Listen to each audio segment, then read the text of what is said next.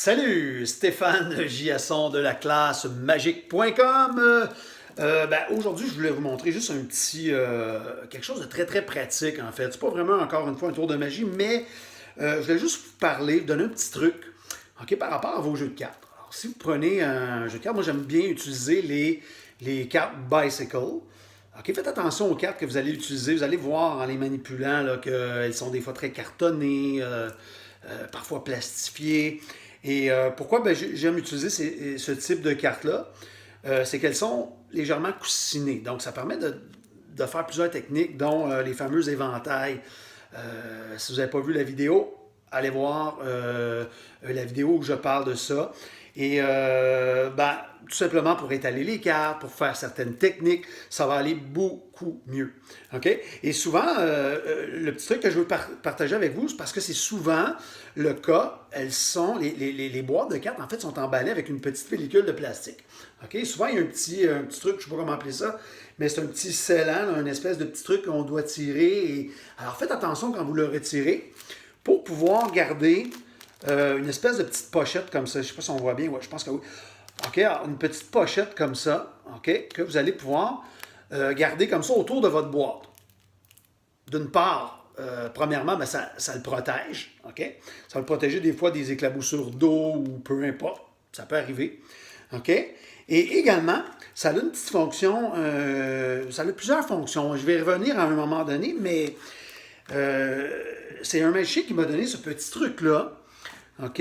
Et que j'ai trouvé super cool. Alors souvent, quand vous déballez vos cartes, il y a des petites cartes comme ceux-là qui sont des annonces. Bon, souvent ceux-là, on ne s'en sert pas. Malgré que moi, j'aime bien m'en servir pour autre chose. Je vous expliquerai tout ça à un moment donné. Ces cartes-là ont une petite utilité. Et il y a évidemment des jokers. OK? Alors, pour certains tours de magie, les jokers vont être utiles. Il y a des magiciens que je connais qui les gardent, ils les laissent à l'intérieur et ça devient un jeu de cartes normal, tout à fait normal. Moi, personnellement, j'aime pas ça les garder si je n'ai pas besoin de m'en servir. Pourquoi? Je ne sais pas. On dirait que ça peut porter à confusion.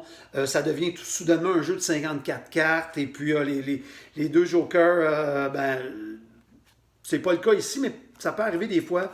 Je ne sais pas si c'est une erreur, mais ils peuvent être pareils. OK? Et j'aime moins ça. Bon, bref, moi, les jokers, des fois, j'hésite avant de les jeter parce que je les utilise dans certains tours de magie. Donc, c'est à ce moment-là que la petite pellicule de plastique ici va vous servir de petite pochette. Vous voyez un petit peu comme ça ici. Vous pouvez transporter vos cartes avec vous comme ça. Vous replacez le jeu dans sa boîte. Et si jamais vous avez besoin de vos jokers, ils sont là. OK? Ça peut être des jokers. Ça peut servir également à placer des cartes spéciales. Ah oui, il y a des cartes spéciales qu'on peut utiliser avec nos tours de magie. Bon, je vous en parlerai pas plus parce que vous êtes encore au début, vous êtes au début de la formation, mais éventuellement, on va utiliser des cartes spéciales. OK?